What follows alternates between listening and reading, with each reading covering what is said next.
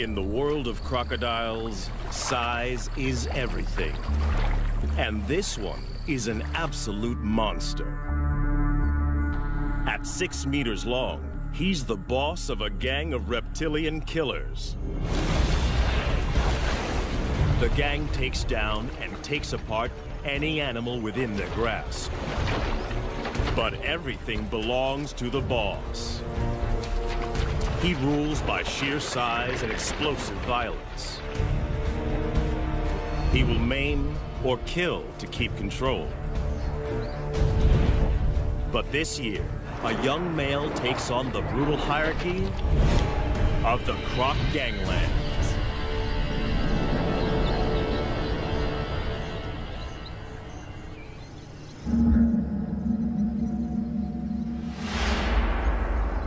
When a baby hippo dies of heat stroke on this beach, only one crocodile has the right to claim the bounty.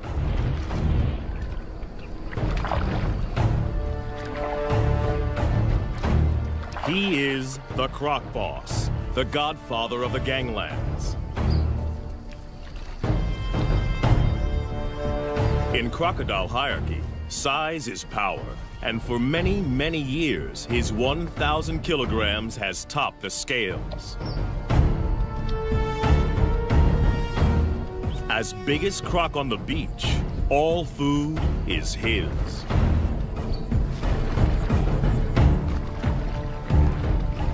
The other crocodiles don't have the power or rank to oppose him.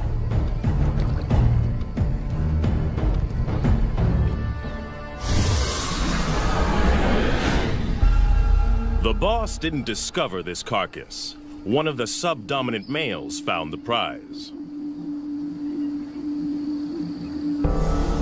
At 3 meters long, he is no small crocodile, but he lives on this beach and feeds at the discretion of Croc Boss.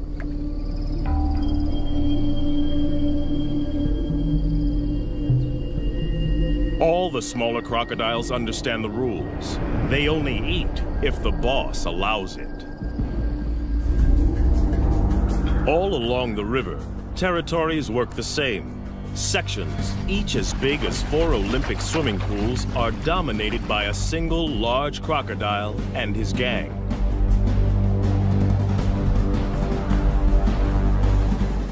Croc Boss is the biggest of them all. But for most of the year, there is a peaceful truce between him and the other leaders. Border skirmishes mostly occur during the mating season. Smaller crocodiles may join the gang as long as they obey 3 simple rules. Croc Boss gets the best food. He is respected at all times, and only he mates with receptive females. Gang members break the rules at their peril. But there is always a younger rival, trying to get big enough to become a boss in his own right. These pretenders are shadow bosses, waiting for their moment. We call them phantoms. There have been other takeover bids. A smaller male tried to mate with one of the boss's females.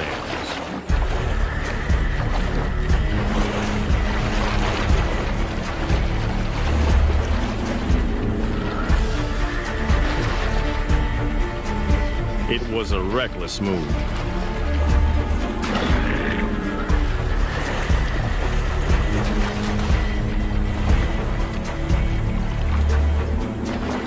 The challenger's bony armor was no match for the boss's brutal bites, as powerful as a trash compactor.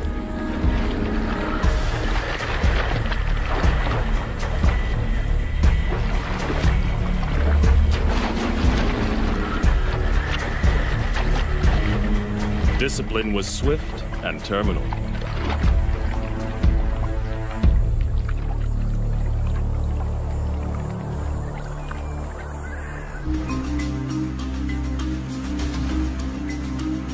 This Croc Boss's territory in Africa is a stretch of the Luangwa River in Zambia, in the South Luangwa National Park. It's a crocodile killing field, especially during the severe dry season. Inland lakes and pools dry up. And the river is the only water for kilometers around. All animals in the area must make long treks here to drink. And in 40-degree heat, many don't make it. The river's a lifeline and a death zone.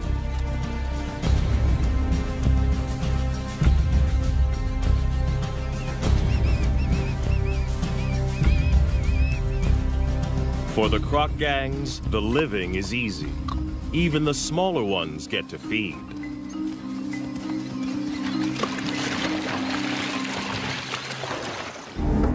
But crocs aren't the only gangs in town. Lions also know the riverbanks are teeming with easy pickings. And they're willing to fight the crocs for food. This puku antelope's caught between a rock and a hard place. After fleeing from the lions, he's stranded on an island in the croc-infested river. He's got to get off or starve.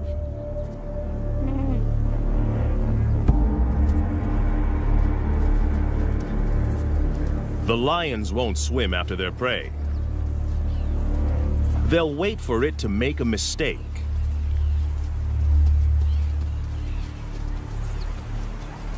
The puku's biggest threat lies in the water. The young phantom is perfectly placed for an attack. Away from the gang, this antelope is his to lose. There's no way the croc can catch the puku on the land. But there's no way the puku can outswim the croc.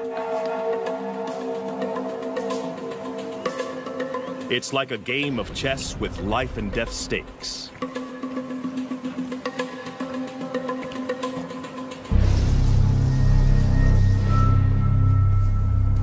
The puku has to use the land to put as much distance as he can between himself and the waiting croc, and figure out the shortest swim possible.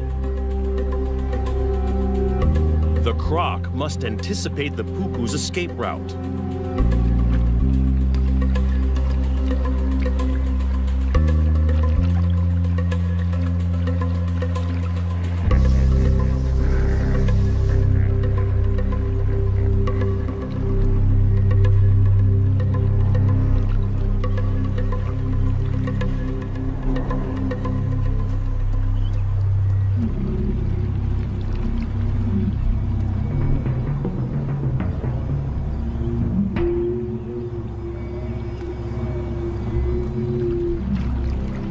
Life boils down to a simple equation of speed versus distance.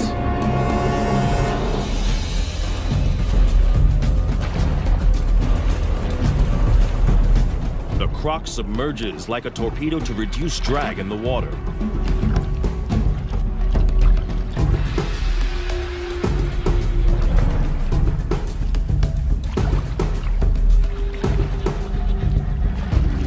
But his top speed of 10 kilometers per hour is not fast enough.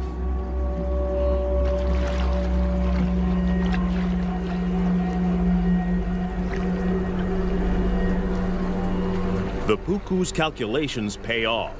He's foiled two top predators.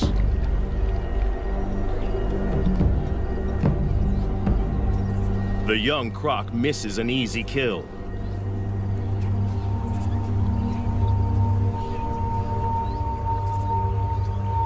His solo hunting attempt is a failure.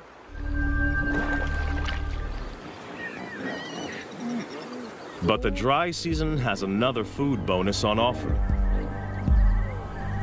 Huge numbers of hippos crush together in the Luangwa's diminishing deep water holes to keep cool. No crocodile, even one as big as Croc Boss, would attack a full-grown hippo.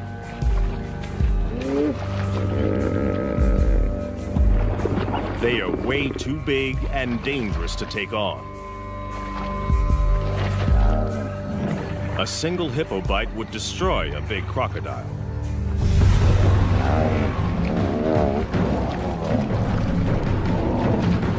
But the crocs don't need to try to kill the hippos.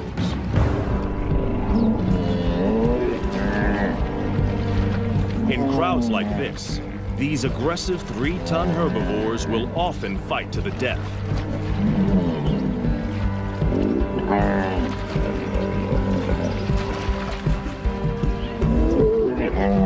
Leaving the croc gangs with a meat bonanza.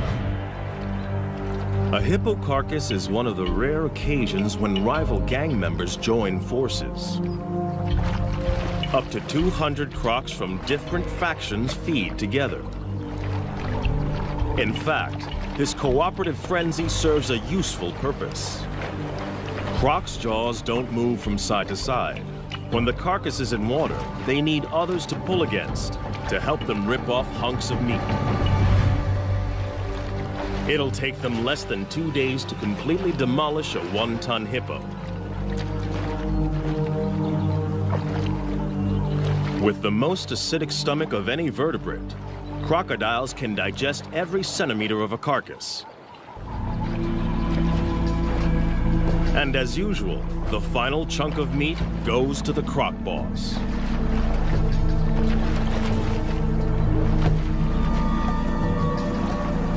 No other croc has the power to argue.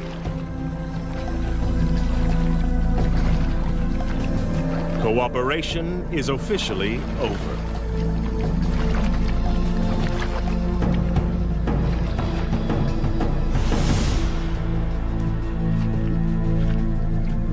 Back on dry land, the lion pride is also living well off the deadly dry season. There's no need to hunt when the scavenging is so good. They rule the riverbanks just beyond the croc's reach. They own this feeding ground, and the crocs know it. Even Croc Boss won't come up here to try to take this carcass off the lions.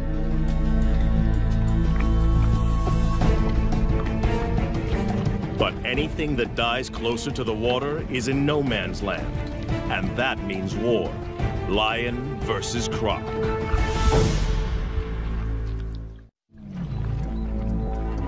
A dead elephant offers up a gigantic feast for the croc gang. They didn't kill it. The deadly dry season serves up another meat mountain. In this brutal time, even elephants are vulnerable. They need massive amounts of water, up to 200 liters a day. If they don't get enough to drink, heat stroke can quickly kill them.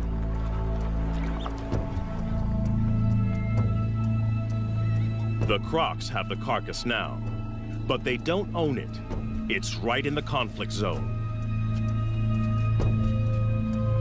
The lions have started feeding on it, and they haven't finished. This prize is too big to give up without a fight.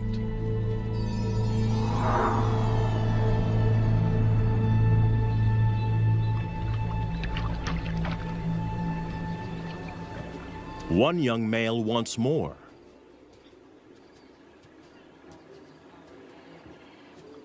His scrappy mane indicates he's barely 2 years old, but he's big and dangerous.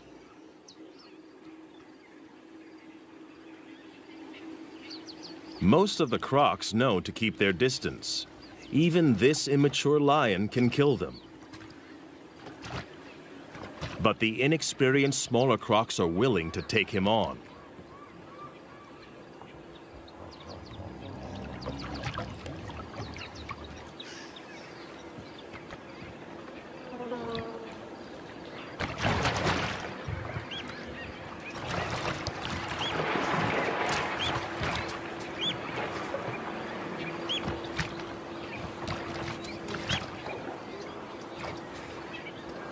This is not a competition Croc Boss needs to get into.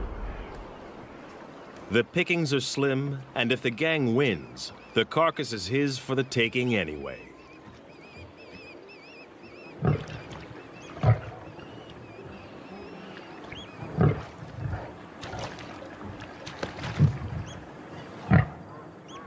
Without backup, the young lion isn't sure of himself.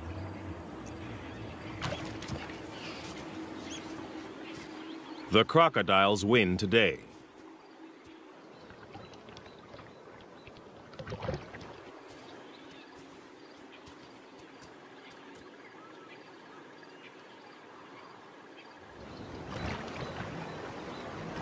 The gang now goes to work as fast as they can.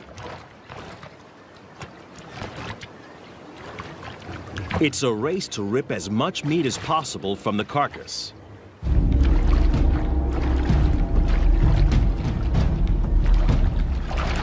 The young pretender wrestles a leg joint away from the smaller gang members. Aggression, theft, and brutality are the ultimate tools for survival. In crocodile hierarchy, bigger individuals are always looking to exploit the little guy.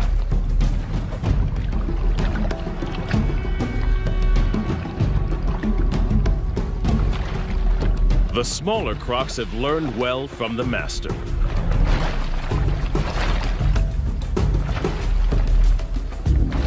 But there is only one master. Croc Boss comes to claim his dues.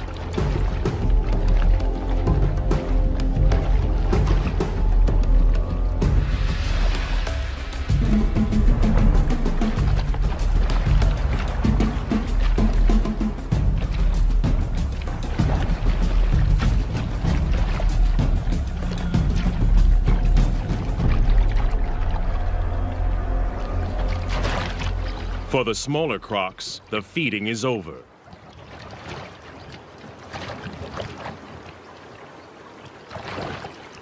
There is no way for the Phantom to mount a challenge.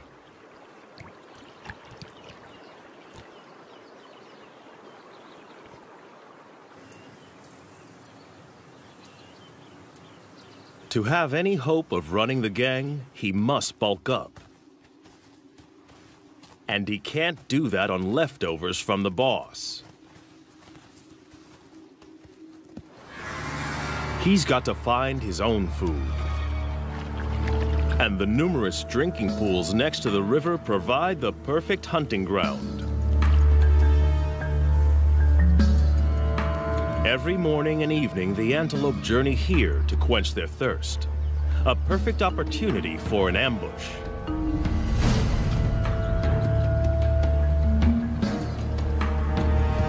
But the impala are on high alert.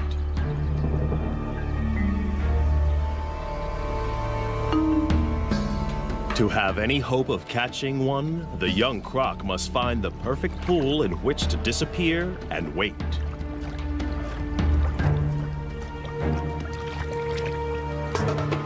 The impala are smart to the crocodile's strategy. They try to drink together where there's safety in numbers.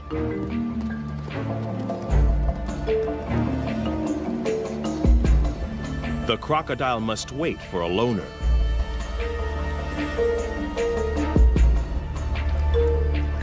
The trap is set.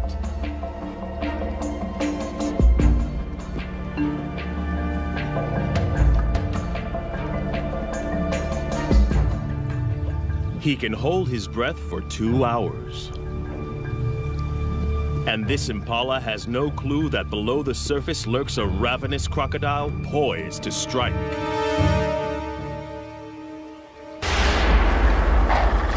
The young croc blows it. Impatience costs him a meal. Crocs can launch their entire body out of the water in less than half a second. But timing is everything, and he has a lot to learn.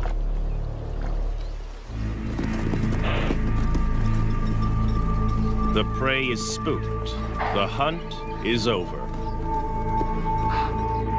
It's a half chance for the lions.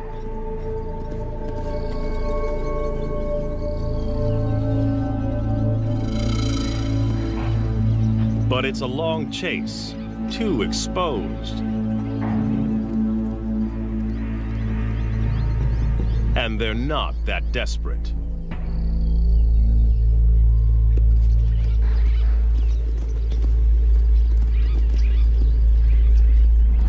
They don't have to try too hard.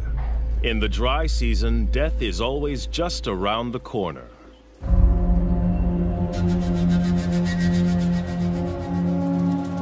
After the unsuccessful hunt, the young croc has to recover and recharge his batteries.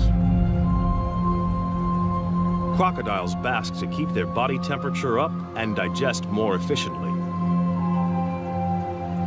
Crocodiles are not cold-blooded.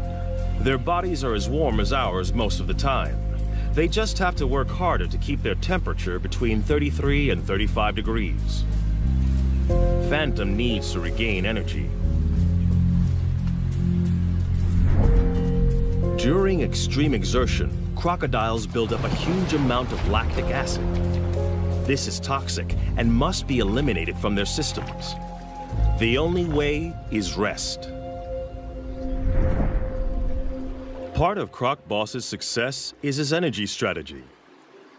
He lets the smaller gang members exert themselves. They work and he eats.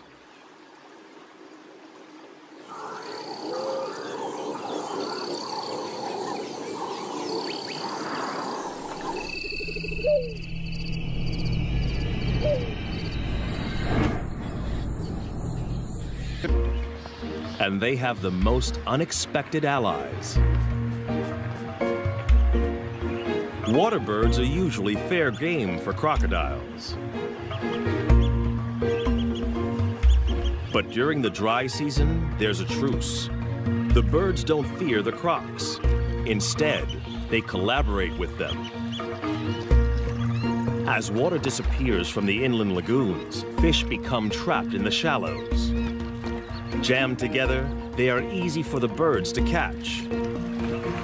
Every attempt nets a mouthful of fish. The crocodiles benefit in exactly the same way and work with the birds to corral the fish into ever tighter spaces.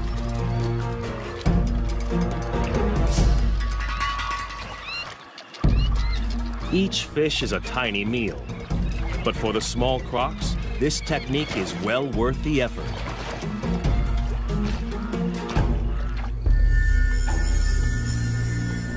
But for a monster like Croc Boss, chasing small fry is a total waste of energy. He'll wait and preserve his energy for bigger game and other activities that are his alone to enjoy.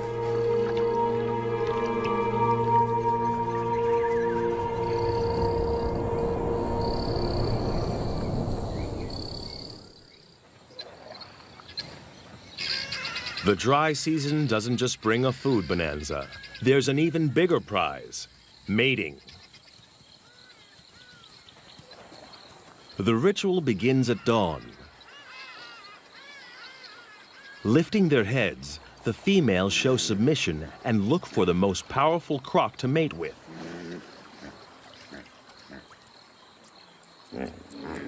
The boss raises his body and literally stands out in the river. It's a visible sign of his status. By rights, all receptive females are his.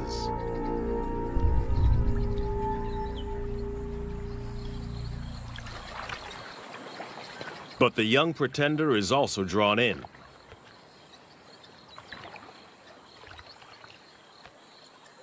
The females secrete a pheromone into the water.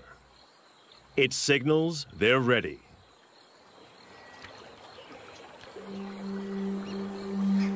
But even the boss must perform before he can mate.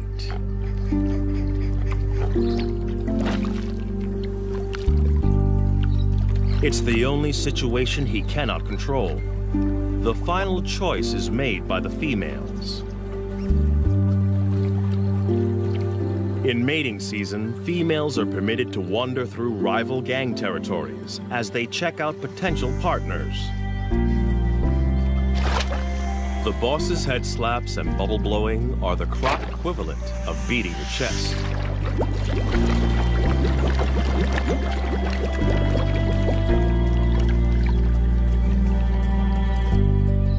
It works.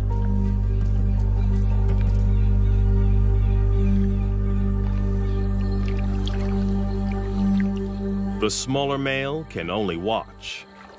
For a one-ton monster, the boss's mating ritual is surprisingly tender. He blows bubbles that delicately tickle the female's sensitive neck area.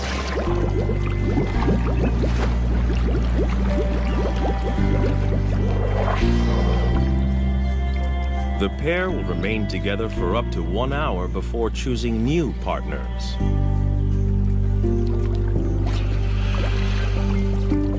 But one smaller female is not prepared to wait.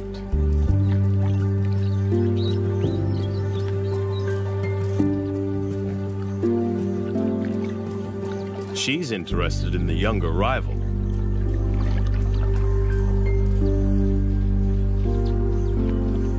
The boss's dance is coming to the end.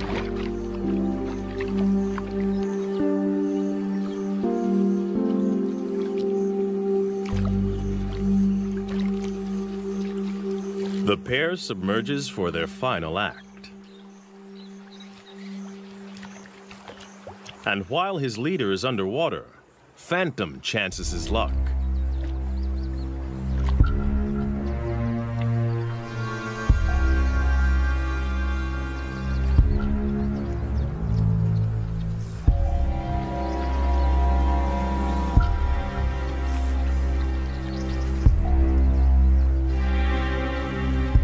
But the boss didn't get where he is by being inattentive.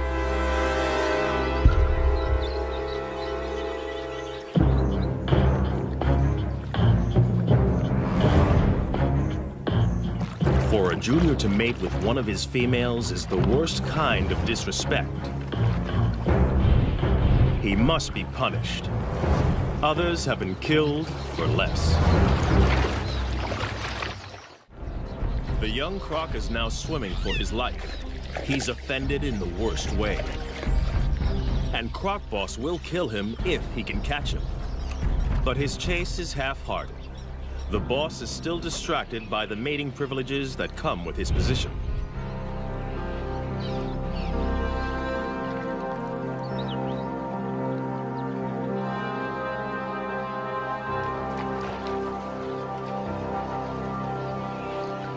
The young pretender gets off with a warning bite.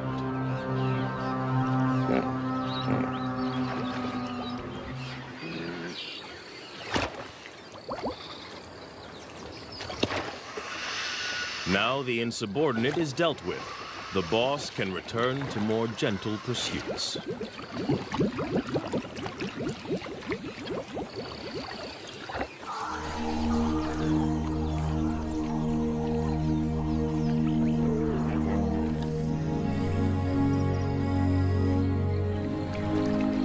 The right to mate is still a long way off for this young croc. He needs to grow. And to do that, he's got to grab every opportunity to hunt.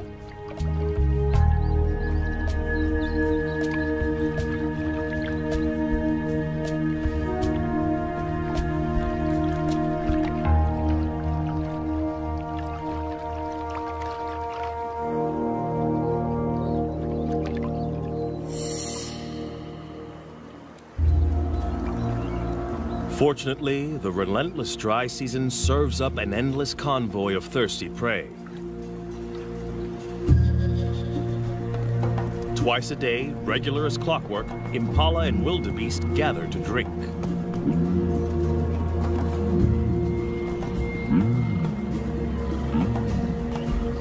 It's another chance to make a kill.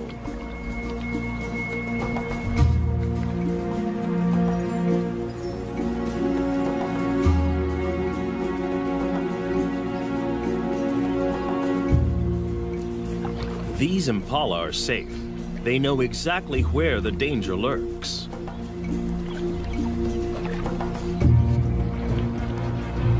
Some even follow the croc to keep an eye on him.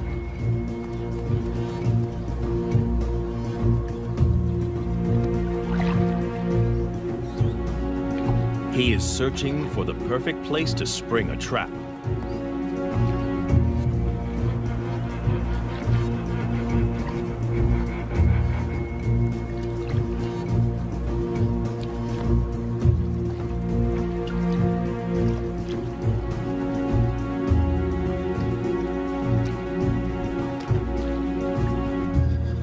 Even when he finds a likely pool, watching impalas raise the alarm. They snort to warn others to stay away from this drinking spot.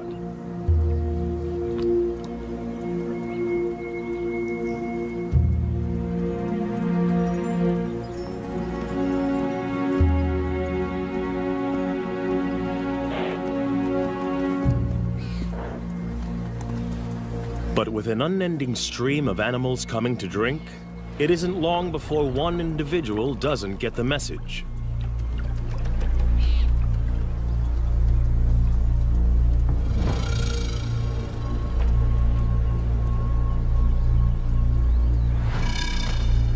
Even though this impala senses something, it's compelled to drink.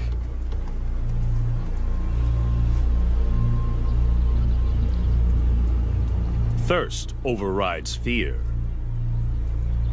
But it's braced for danger.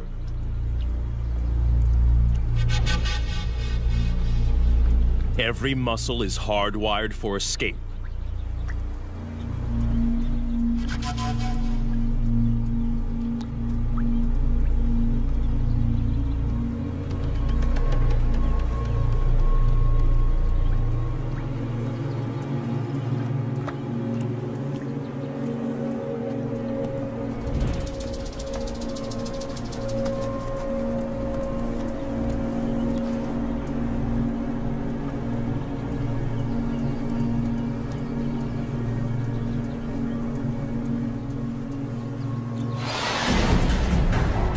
Perfect strike. But can the young croc hang on? For a second, it looks like this impala might escape. But it dislocates its leg, and it's all over.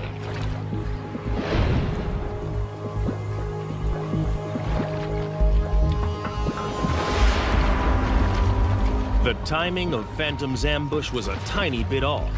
He only manages to grab the impala's horn and is forced to bite again. But in the struggle, the impala's leg is tangled in its own horn, and it's all over.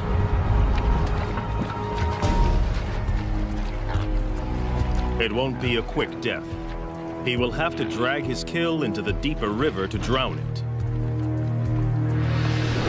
Ambush hunting is what crocs do best. But timing is everything. Phantom's first attempt was too rushed, and he lost his meal.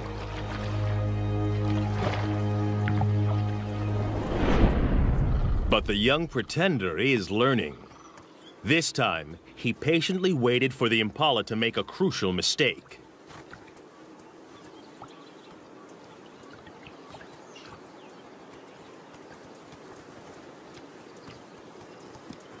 As the ram is joined by the female, he relaxes and drinks for a fraction of a second too long. A fatal error.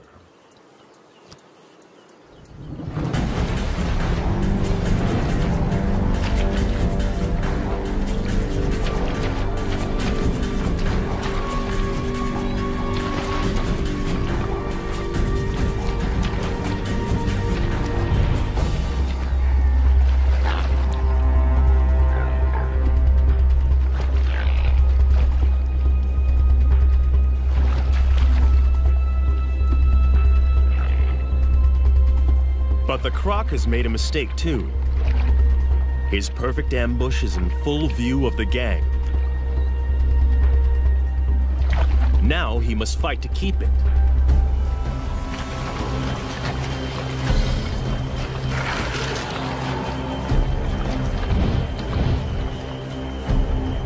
And the croc boss has also seen the takedown.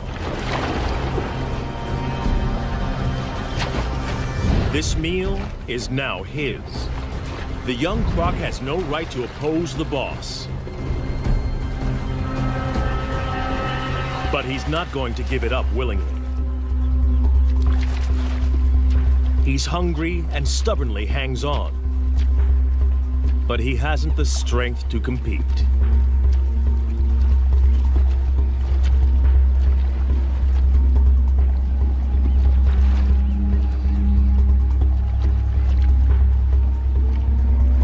rest of the gang fights to get a bite onto the impala.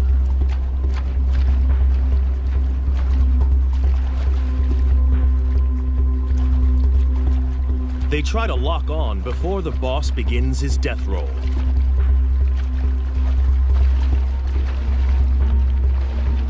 As the giant spins, he literally tears the impala to pieces. Any of the gang that can hang on may end up with a big chunk of meat. The impala has gone from living animal to meat chunks in a couple of seconds.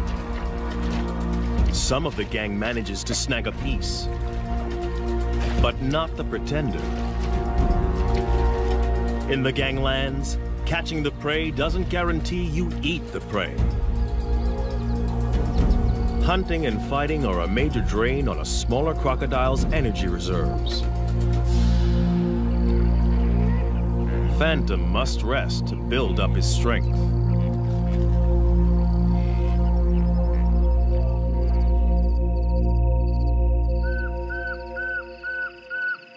Other animals have no such energy restrictions. Away from the river, the African night hums with activity. For the prey species, the danger doesn't let up just because it's dark. Impala and puku rarely lie down to sleep for more than 10 minutes at a time. There are too many predators on the hunt, so they are forced to stay awake and alert.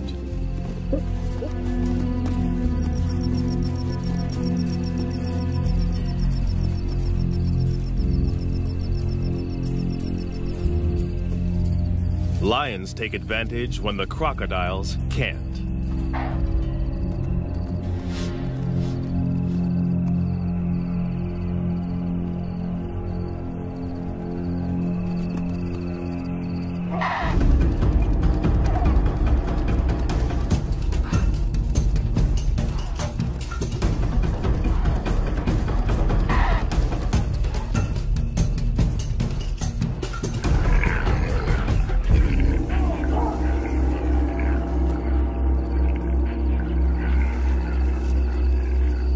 Tonight, a puku loses the battle.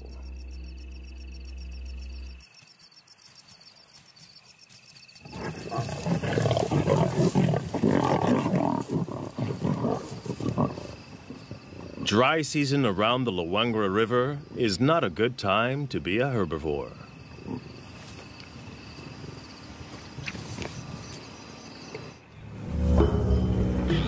Another day, another death. Another free meal for the croc gangs.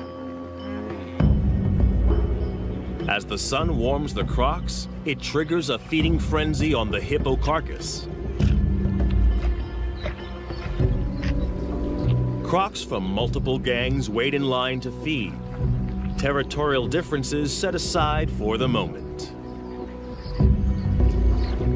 Size determines the order, and the biggest eat first.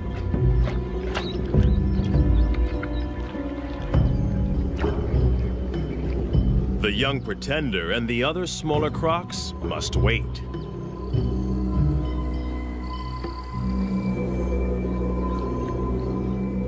The boss has torn away a huge hunk of the dead hippo. And in a strange twist, he is now being harried by a living hippo. One of the few creatures that can kill a big crocodile. In a bizarre scene, the croc boss is being menaced by a huge hippo as it consumes his dead relative. At first glance, this looks like a challenge for food. But hippos are exclusive herbivores.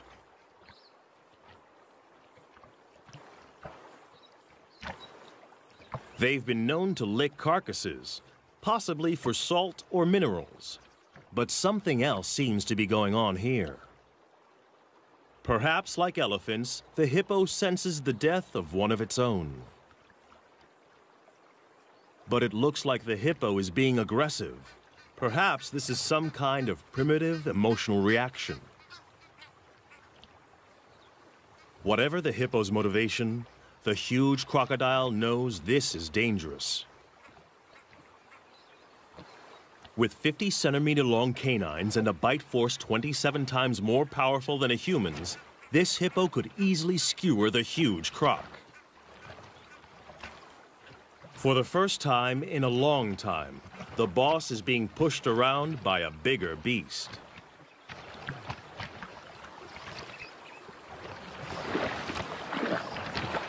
It's time to retreat.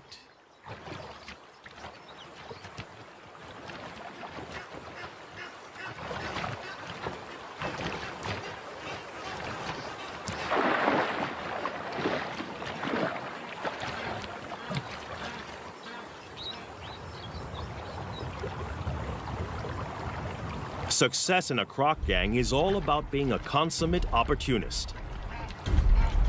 And now the young croc sees an opening. A chance for food. Perhaps the possibility to gain ground in the gang. But the croc boss doesn't share. And this bid for food has been interpreted differently.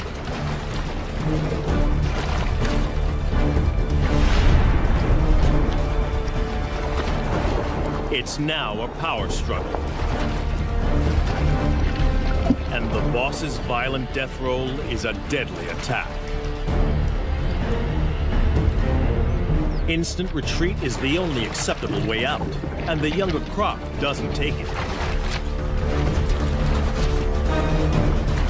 This can only end in one of two ways: death or injury to the smaller croc.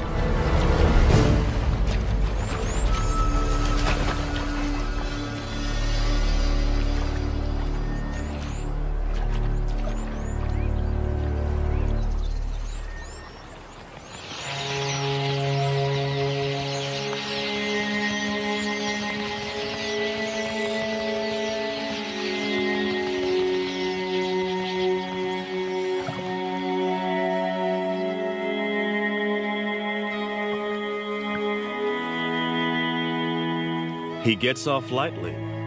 He is alive. But it's still a disaster.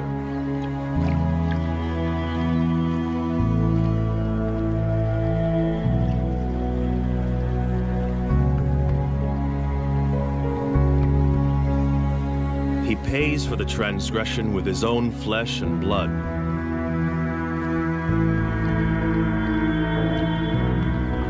The monster croc ripped his top jaw clean off.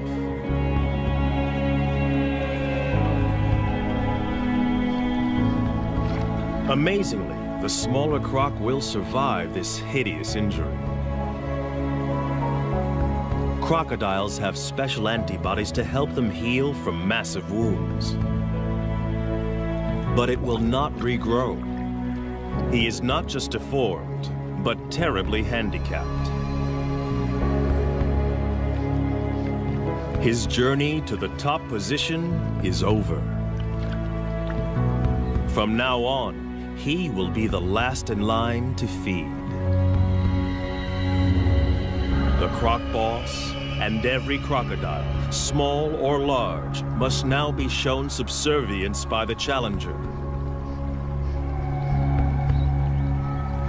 Even by nature's own harsh measures, the croc ganglands are a brutal environment, where size and uncompromising violence rule.